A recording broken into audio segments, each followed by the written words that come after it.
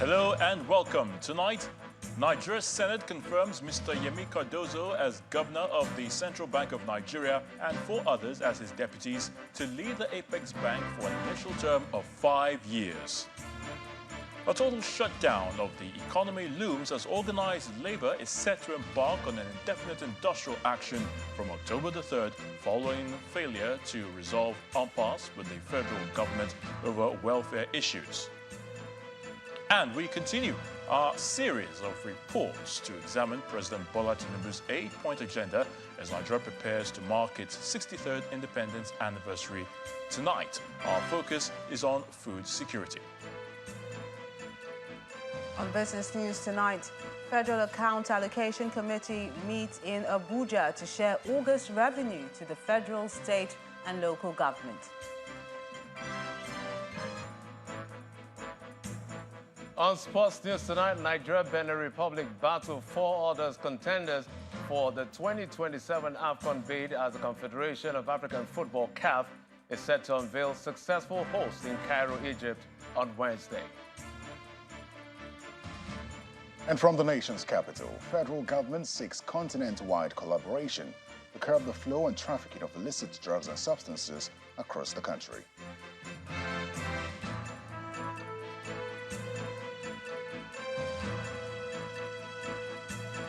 And in international news from London, local Armenian authorities say an explosion at a fuel depot in Nagorno-Karabakh has killed at least 20 people and injured hundreds more. It's official. Olayemi Cardozo, former chairman of Citibank, is the governor of Nigeria's central bank. Mr. Cardozo and 4 deputy governor nominees, Mrs. M.M. Osoro, Mr. Mohammed Atijo, Mr. Philip Ikazo and Dr. Bala Bello were confirmed by the Senate today. The lawmakers confirmed the Apex Bank chiefs after hours of screening during its resumed plenary after a 2-month recess. New CBN boss speaking during the screening promised to address the foreign exchange rate of the naira, which has been giving many Nigerians concerns. On the issue of foreign exchange rate, which everybody's been talking about, and naturally is very worrisome to everybody, very, very worrisome. It goes without saying, quite frankly, that for the sort of country we want, we do need to have an exchange rate that is stable. And quite frankly, there are short and medium-term measures. But I would say something about the short-term measures, because that really is what bothers most people today, understandably. Number one, it is that of what I would term an operational issue. Right now, you have a situation where, and we all know this, we can argue about the figures, the numbers, but we are aware that there are unsettled obligations by the central bank. We are aware there are unsettled obligations.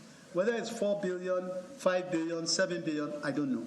But definitely the immediate priority will be to be able to verify the authenticity and the extent of what is owed. And then, of course, once we do that, we need to promptly find a way to take care of that. Number 2, apart from the operational, there's one that is more system-related. And that involves ensuring that we come up with rules that are open, that are transparent, and that any of the players in that business understands. Those that want to do business in Nigeria, they want to see that the coast is clear. And if they don't, they will continue to hold on to their money. So that's something that I want to share with you so that you will understand that this is the short-term measures are ones that will be very, very important to us, myself and the team. Once we get in, it's something we will address right away.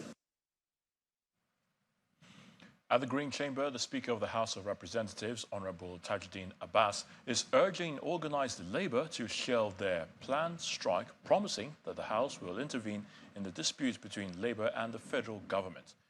He appealed to labor unions to consider the actions taken by the government to address the economic situation in the country. The House also resolved to monitor the investigation surrounding the death of Nigerian music artist Iliroluwa Aloba, popularly known as Mohbad, and the royalties accruing to him. Our National Assembly correspondent Terry Kumi reports. It's a full house as plenary resumes in the Green Chamber after a 6-week break.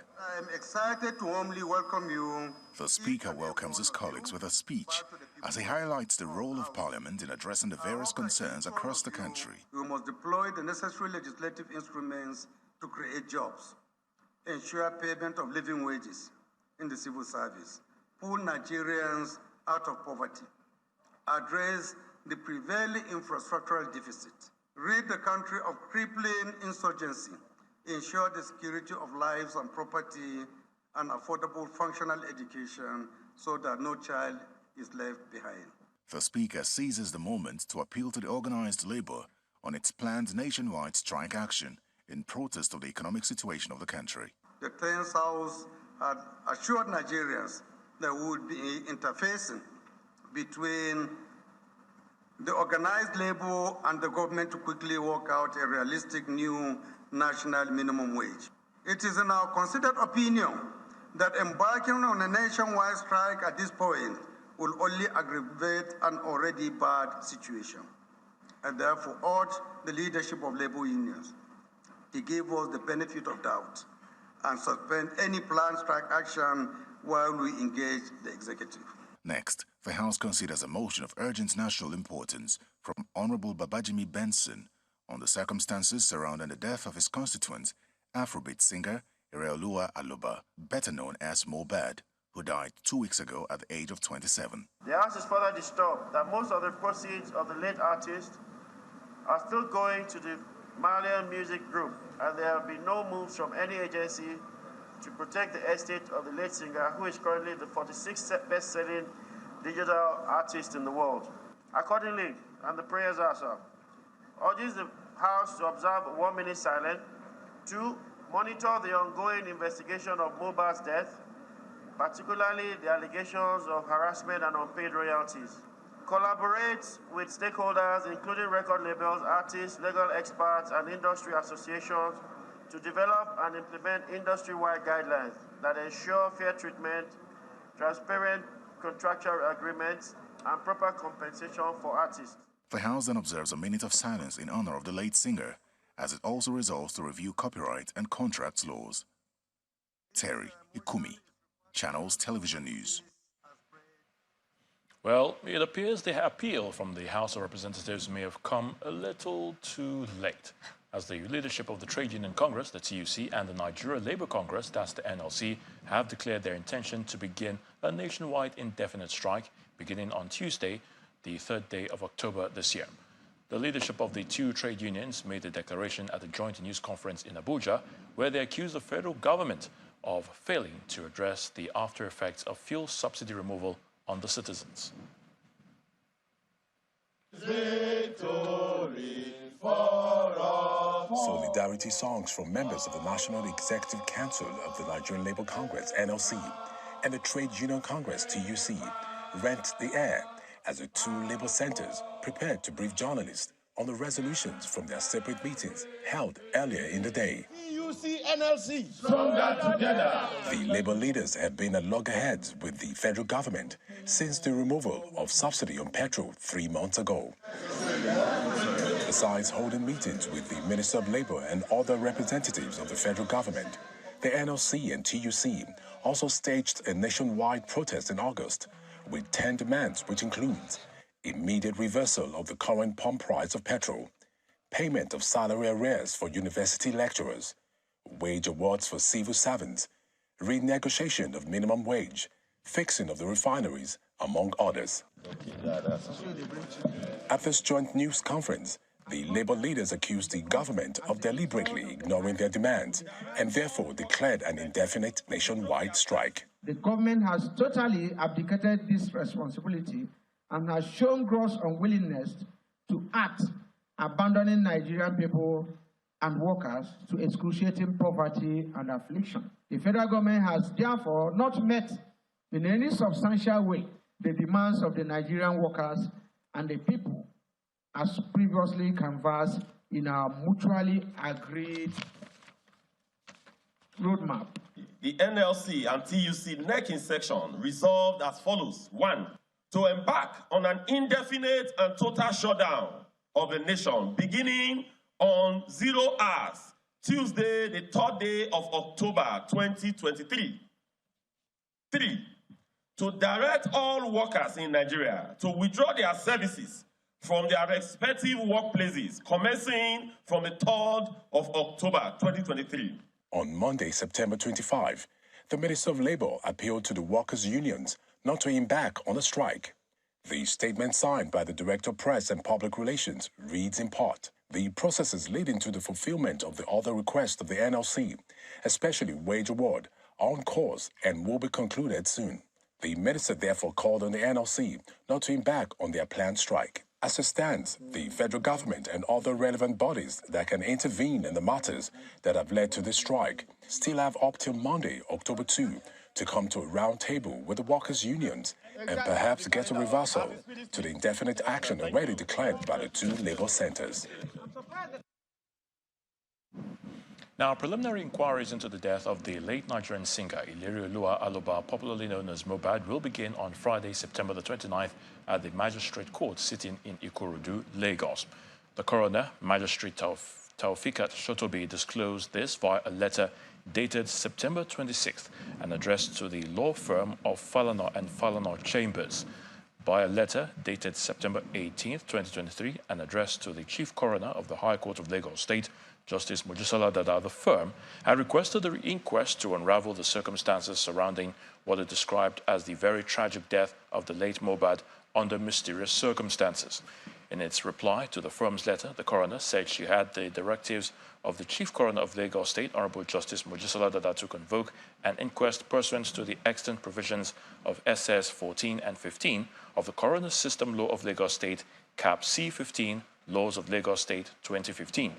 The late singer, who lived in the Ikorodu area, died about 2 weeks ago at the age of 27. The governorship candidate of the Labour Party in Lagos, Gbadebo Rhodes Viva, has disagreed with the verdict of the Lagos State Governorship Election Petition Tribunal and has instructed his lawyers to appeal the judgment.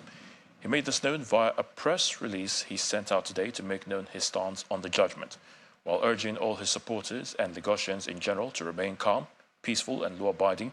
Mr. Rhodes Viva expressed the hope of getting substantial justice at the appellate courts.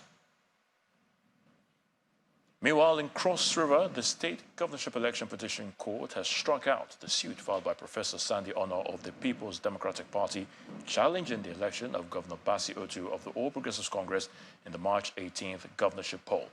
The tribunal struck out the petition for lacking in merit.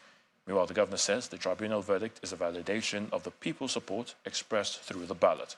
He was speaking on our political program, Politics Today. At no time did I feel that we were threatened in any way, because my party and I believe elections are won in the field. And the results that came out of the field, in fact, we won in almost all the local governments. But they were able to come out with some results that were not BVAS compliance in terms of about 3 local governments or thereabout. So we won 15 out of 18. And we were ready to actually go head-to-head on the other 3 local governments that were remaining. But by the time we got there, they dropped the case, which was popular an election matter, and then moved to a pre-election matter, which, of course, all of them have court pronouncements, almost all of it.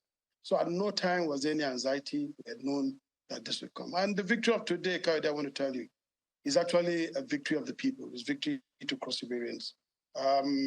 We give God the glory, and of course, the credit goes to the courts, who have once more, the judiciary, who have once more demonstrated that they are the last hope of the common man. For me, in terms of Cross River, we are calling on the opposition to join us. I've always had open arms from the first day to today that, look, let us come together and build a strong and very Cross River. And that's my message again today, that it is time to leave the courts and come to the table. to see how we can move Cross River State forward. In part two, after the break, we'll examine the federal government's plans for food security as we are joined by the Director General of the National Biotechnology Development Agency, Professor Abdullahi Mustafa. Please join us again. Welcome back. If you just joined us, you're watching the News at 10 coming to you live from Channels Television. A reminder of our top stories. Nigeria's Senate confirms Mr. Yemi Cardozo as governor of the Central Bank of Nigeria and 4 others as his deputies to lead the Apex Bank for an initial term of 5 years. A total shutdown of the economy looms as organized labor is set to embark on an indefinite industrial action from October the 3rd, following failure to resolve impasse with the federal government over welfare issues. And local Armenian authorities say an explosion at a fuel depot in Nagorno-Karabakh has killed at least 20 people and injured hundreds more.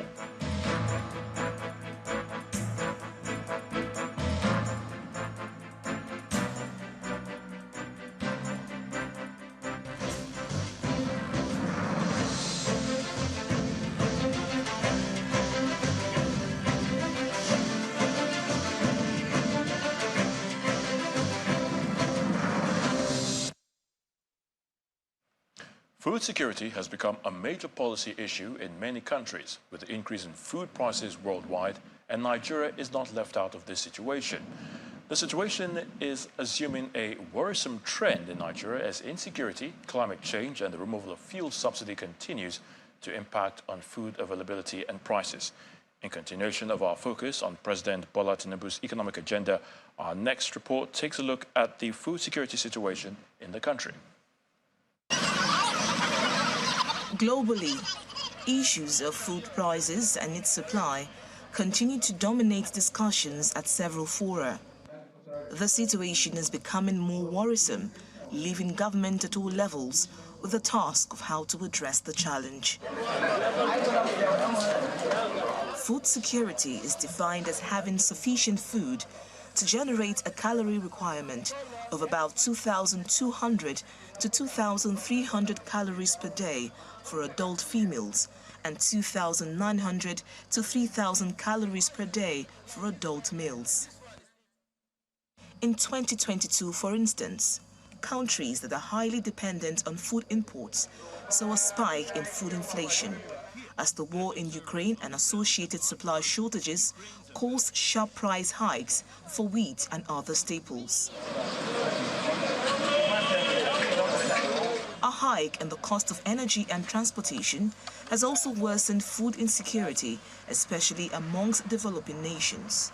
And you're looking out the window of the helicopter, you're looking at really productive land that's empty. There's no one on the land. It's not safe to be out there on the farms. And that's what we're hearing from government, from military. So part of the solution in the Northeast is peace and then production. A report by the International Monetary Fund shows that the prices of staple food in sub-Saharan Africa has surged by an average of 23.9% between 2020 to 2023. In Nigeria, the challenges of insecurity in some parts of the country, the impact of climate change, and the recent removal of fuel subsidy continues to affect the prices of food. This has led to an all-high inflation, especially the food component, pushing the rate to about 25.8%, a situation that has further pushed more citizens into hunger. The insecurity has affected VCDP a lot. Our states, like Benue State, everybody knows what is happening in Benue State. There is a lot of insecurity in Benue State, in the southeast as well, Anambra, Enugu, and Ebonyi. You know, we have security issues as well, in Taraba State as well. So that has affected our program implementation because farmers cannot go to their farms or they cannot expand to some other areas because of that security issues. And then climate change also has affected VCDP adversely. We remember the flood of last year, 2022. Most of the states in the VCDP were adversely affected. The Food and Agriculture Organization had estimated that nearly 25 million Nigerians are at the risk of facing hunger between June and August 2023 if urgent action is not taken. In what seems to be a mitigation response, President Bola Tinubu recently declared a state of emergency on food security. A comprehensive program. Beyond the declaration, some economists are sharing their expertise on what can be done to harness the vast food production potential that Nigeria possesses. How much food will you produce that will be enough if you lose about 50% of it before it is consumed? From the farm, from the markets, from the storage in your own kitchen, your own store. So production is not the only thing you look at when we want to really look about food security. It involves storage facilities that will ensure that you don't lose the food post-harvest. It involves even the method of distribution and the method of transportation. It's perhaps not all gloomy for Nigeria, as available statistics shows that the country's food production index has increased from 21.7 index in 1972 to 108.1 index in 2021, a record which reveals an average annual growth rate of 3.48%. Experts believe strongly that Nigeria can be food sufficient and become a food export hub if her agricultural potential are properly harnessed. All right, let's now get some more insight into the government's plans to ensure food security. And we are now being joined on the News at 10 by the Director General of the National Biotechnology Development Agency, Professor Abdullahi Mustafa. Thank you for joining us on the News at 10, Professor. Thank you. Now, perhaps you can start by telling us the role of a biotechnology development agency in boosting food security. Thank you very much. National Biotechnology Development Agency is a government agency and is formed specially to cater for this kind of problems. And the role that biotechnology can play in this food security is by providing quality seed, which is resilient, and availability of that seed, and also making sure that the soil is of quality, that has no degradation and has nutrient in it, and also making sure that there is also availability of improved cattle that can provide sufficient meat and then sufficient milk. So these parts are, in a nutshell, biotechnology role that it can play in mitigating food insecurity. I'll expand further by saying that, the seed quality is what is paramount. When you give a farmer a quality seed that can be resilient to climatic change, that can be resistant to drought, that can be resistant to pest attack, this is something that can be used. Biotechnology is a tool that can be used to make sure all these things are corrected and the seed are also available, which can provide high yield.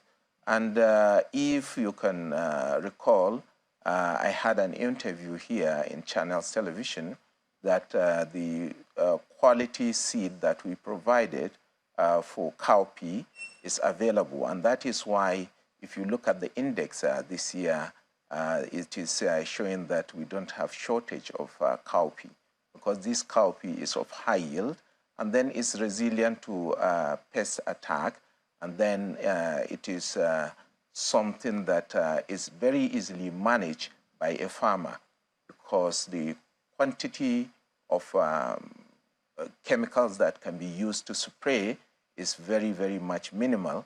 And at the same time, that minimum quantity helps to preserve the soil quality. All right, Professor. And if you look at it, Professor, the farmer also is making a very good saving by that. So when we look at that angle, the other crops that is about to be released in the country, for example, maize, within by the end of this year, the maize also is resistant to pest attack. All right, and Professor, also apologies. resistant. I may have to interject in there, my sincere apologies, but of course, you must be conversant with some of the challenges faced by the farmers, like insecurity and flooding, and even the impact of climate change.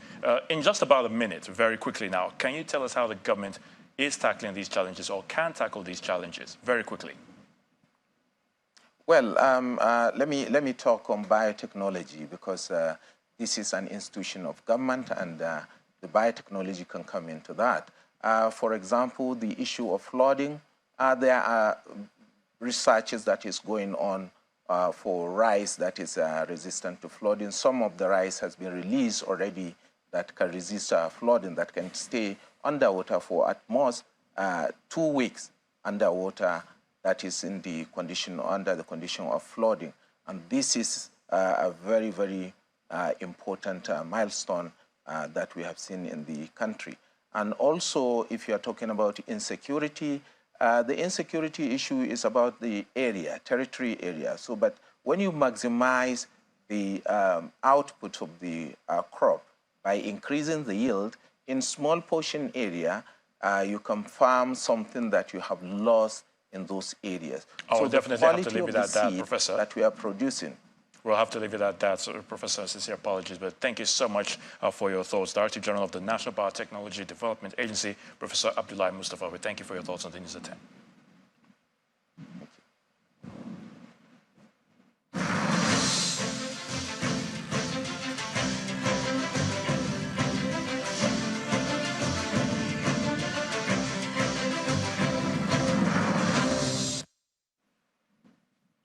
Still ahead on the News at 10, Federal Accounts Allocation Committee meets in Abuja to share the August revenue to the federal, state, and local governments. That will be on Business News. Please stay with us. Welcome back. You're still watching the News at 10. Well, let's head now to the nation's capital, where we have Terry Ikumi, who's standing by to give us the very latest from our Abuja studios. Over to you, Terry. Well, thank you very much, Ayo. Good evening. Vice President Kashim Shettima is warning that Africa will remain in chains until it breaks free from the shackles of the criminal enterprises of drug barons and syndicates of illicit drugs. He gave the warning when he represented President Bola Tinubu at the opening of the 31st meeting of heads of national drug law enforcement agencies in Africa held in Abuja. Our State House correspondent, Emperor Simon, reports.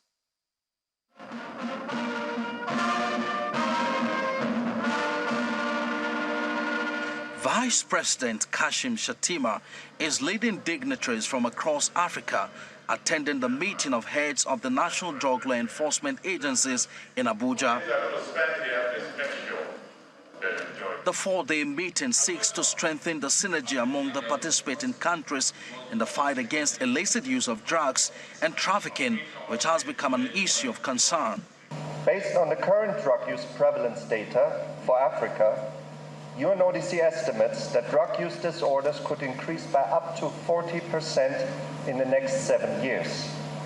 The heaviest toll will be borne by the youth, with 70% of drug users currently in treatment across Africa being under the age of 35. We need regional perspectives to enrich the global policy discussion. And Honlia is the opportunity to bring the African perspective to the global level. The sessions provide a platform to share knowledge and practices and learn from each other. Senator Shatima, who is representing President Bola Tinubu at the event, expresses the president's commitment to tackle the menace of drug trafficking. He calls for collaboration among African countries. If we don't dismantle the criminal enterprises that threaten our future and build a brighter tomorrow for all Africans, will remain in chains in a disease and amoral world, as will our children and our great-grandchildren. Our strength has always been our proactive actions to prevent any individual or group from turning our countries into a minefield of drug trafficking. So we must prioritize prevention, education, and rehabilitation to empower our youth with knowledge and opportunities. This administration will continue to provide the necessary support, motivation, and tools for the NDLEA to fulfill its mandate. During the four-day meeting, participants will discuss the financial investigations in drug trafficking cases and the role of cryptocurrencies in drug trafficking, while assessing the measures to counter manufacturing of illicit substances on the continent. Emperor Simon, Channels Television News. A student of Isa Mustafa Agwai Polytechnic in Lafia, the Nasarawa state capital, was abducted by gunmen on Monday night. The police public relations officer in the state, Rahman Nansel, who confirmed the incident to Channels Television, said the abduction occurred during a robbery at Ombi 1 in Lafia, a village where most students of the Polytechnic reside. The robbery attack also led to the injury of 3 persons who are currently receiving treatment at the Dalhatu Araf Specialist Hospital, Lafia. The police spokesperson says the command has launched an investigation into the case, as Commissioner of Police has deployed all tactical teams of the command to the area. Now, in a bid to boost the morale of officers and men of the Nigeria Police Force, the Acting Inspector General of Police, Mr. Olukayode Igbitokun, has presented over 1.3 billion naira checks to 420 families who lost their loved ones in active service between 2021 and 2023. Presenting the checks at the force headquarters in Abuja, the Acting Inspector General of Police says the welfare of serving and retired police personnel will continue to be a top priority of the police force management under his watch. He applauds the commitment and dedication of officers and men of the police force towards maintaining security in the country.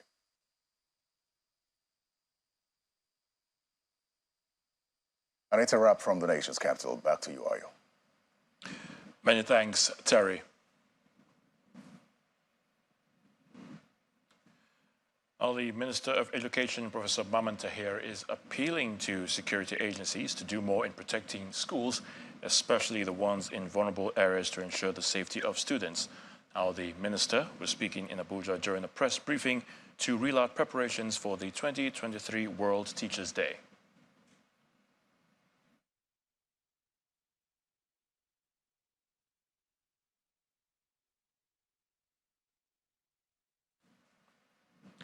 Exciting news for the residents of Imo State and the entire southeast region, as the Nigerian Navy has concluded its hydrographic survey report for the ambitious project to dredge Oguta Lake and Urashi River, connecting the state to the Atlantic Ocean.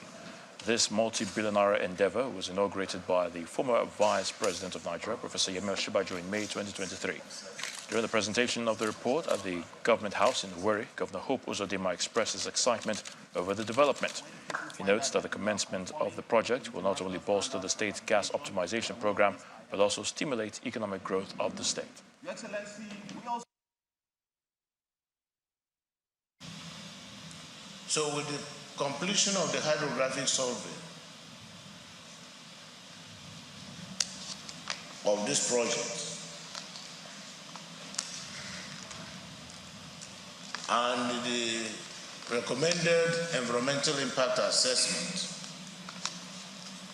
which will start almost immediately, and then going into the dredging proper and other ancillary activities like wreck removal, fabrication and installation of navigational aids that will enable safe navigation in that route. This project was battered purely to encourage our gas optimization program. Because I discovered that the new economy that will lift the state from where we are to the next level is to optimize the natural endowment given to us here by God, which is abundance of gas.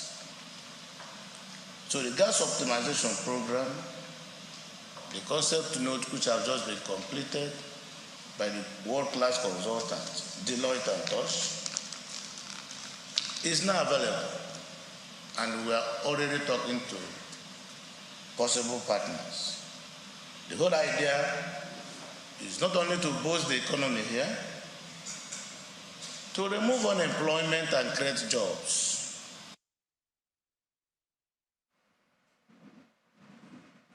Time now for some business news with Millicent.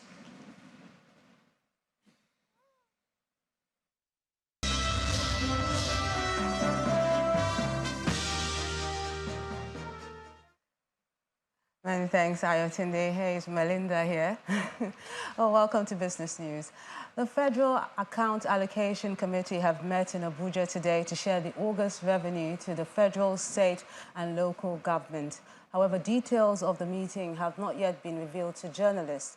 At its last meeting in August, the FAC shared a total sum of 966.1 billion naira to the 3 tiers of government as federation allocation for July out of the total gross revenue of 1.74 trillion naira. Meanwhile, Nigeria's financial market will be closed tomorrow for the Eid al-Maulud Muslim holiday. The African Development Bank, AFDB, and the Economic Community of West African States, ECOWAS, have held a meeting of major regional and international development financing institutions to inform and raise awareness about the Abidjan-Lagos Corridor Highway Construction Project. This roundtable was initiated following the instruction given to the ECOWAS Commission to collaborate with the ECOWAS Bank for Investment and Development, as well as other development partners as well.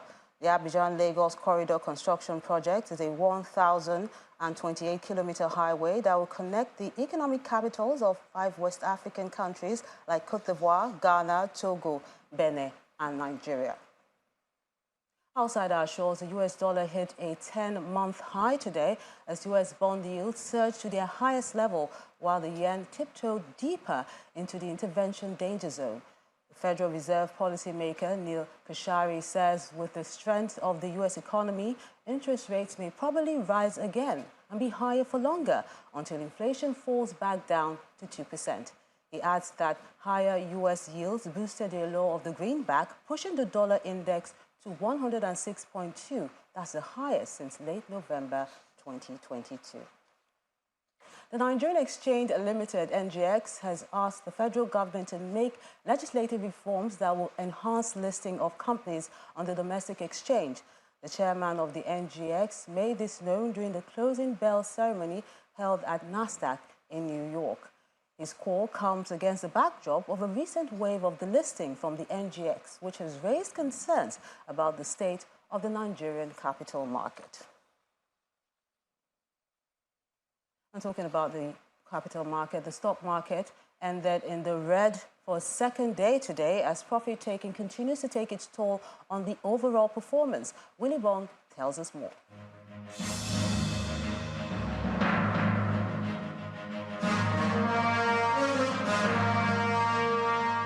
Thanks, Melinda. Welcome to the Stock Market Report. I wish I had a flurry of good news, but it's another red close for equities. Today, corn oil traded down almost 10%, losing 9 naira from its share price, and it's really weighed on the oil and gas sector as it fell by more than 1%. We're seeing that 1.24% drop there, and sell-offs in O&O also did a number on this index. And now the banking counter is still a victim of profit-taking by investors. We've seen that sustained pullback, and this is from losses in FBN Holdings, Zenith Bank, GTCO, and UBA. Flour mills almost crashed the consumer goods counter, but investors' interest in Nigerian breweries was able to make a last save and push it into green territory. Looking at the stocks that dominated today's transactions, we see that investors are not giving Access Core a breather. However, that did little or nothing to affect its share price at the close of the bell. And of course, profit taking in UBA doesn't come as a surprise. One rule of the market is not to be too greedy. Just learn to take profit. Remember, it's a zero-sum game. And that's why the bear takes the win.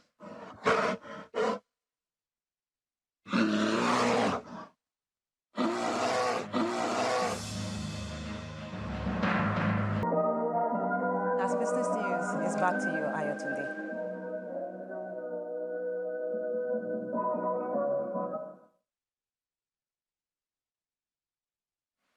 Many thanks, Melinda. Russia has debunked rumors its Black Sea Fleet commander, Viktor Sokolov, is dead, releasing a video showing Sokolov at a conference. It's not clear when the footage was filmed, but the Defense Ministry says the meeting with senior officials happened today. Ukraine's special forces had said on Monday that Admiral Sokolov and 33 other officers died in the missile strike on the fleet's headquarters in Sevastopol, occupied Crimea. Here's Simon Pusey with more international news in Around the World in 5. Good evening and welcome to the channel's studios here in London with your international news around the world in 5. Local Armenian authorities say an explosion at a fuel depot in Nagorno-Karabakh has killed at least 20 people and injured hundreds more. Nearly 300 people were admitted to hospitals, with dozens of them still in critical condition. It comes as the Armenian government said 13,350 refugees had crossed into the country from the enclave. The disputed region in Azerbaijan is home to some 120,000 ethnic Armenians. It is not yet clear what caused the explosion near the main city of Kankendi. Petrol stations were overwhelmed as thousands tried to leave the region, which was already suffering from a fuel shortage following a months-long blockade. The captain of a cruise ship which collided with a small tour boat in the River Danube in Budapest, killing 28 people, has been jailed for 5 years. During a rainstorm in May 2019, the Mermaid, carrying South Korean tourists, sank within seconds of the crash. The Ukrainian captain of the Viking Sing cruise ship, Yuri Chaplinsky, denied wrongdoing but was found guilty of gross negligence. The disaster was the worst in 30 years on the Danube, Europe's second longest river. Hungarian prosecutors told a court in March 2020 that Chaplinsky had failed to pay sufficient attention and had not properly focused on steering the ship for several minutes during the downpour. Police across South America are searching for the leader of a Venezuelan gang who escaped from the luxurious prison which he controlled shortly before it was raided. When 11,000 soldiers and police entered the inmate-run Tocoron jail in Venezuela on Wednesday, Hector Guerrero Flores was nowhere to be found. Under Guerrero Flores' rule, Tocoron came to resemble a luxury resort. The jail boasted a small zoo, a nightclub and a swimming pool. The 39-year-old from Aragua state in Venezuela has been in and out of Tocoron prison for more than a decade. Western Cape officials say missing people are feared dead after a devastating storm swept across the South African province, causing extensive damage and flooding.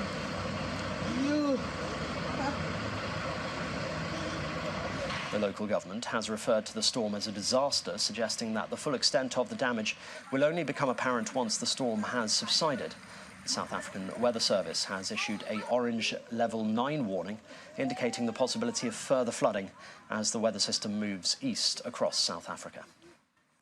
A prominent activist and lawyer made famous for his open calls for reform of Thailand's powerful monarchy has been sentenced to 4 years in prison for royal insults.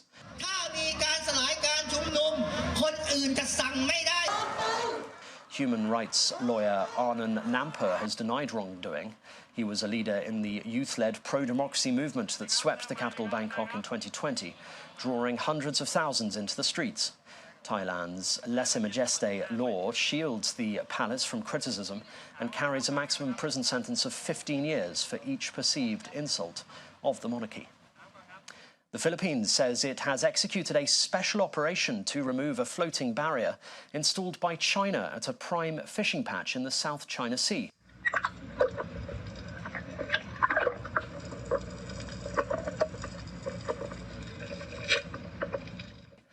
An undated video by the Philippine Coast Guard showed one of its personnel cutting the rope that was holding the floating barrier and removing its anchor. The Philippines expressed outrage after the Chinese Coast Guard started policing a long bull buoy barrier near the Scarborough Shoal, the site of years of intermittent flare-ups over sovereignty and fishing rights. The move could stoke tension in Asia's most disputed waters. And sea ice that packs the ocean around Antarctica hit record low levels this winter, adding to scientists' fears that the impact of climate change at the southern pole is ramping up.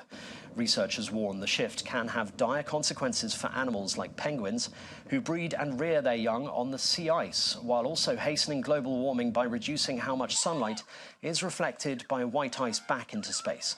The summer Antarctic sea ice extent also hit a record low in February, breaking the previous mark set in 2022. And that's your international news around the world in 5. Now back to the channel's studios in Lagos.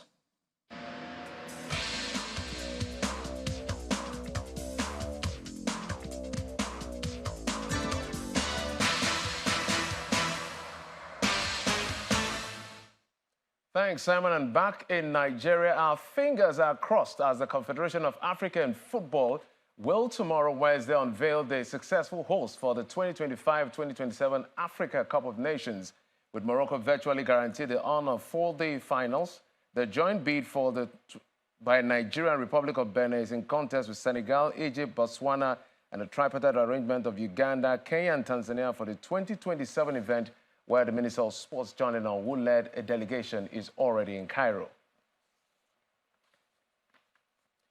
And it's official, the Super Falcons of Nigeria will face Cape Verde in the second round of qualifiers for the 2024 Women's Africa Cup of Nations after Cape Verde advanced with a 6-2 aggregate win against Liberia in their two-leg qualifying match. The Super Falcons advanced to the next round without kicking the ball after their opponent, Sao Tome and Principe, pulled out of the qualifying fixture. And that's it on Sports News. I'm Jeffrey Uzongo. Ayotunde, it's back to you.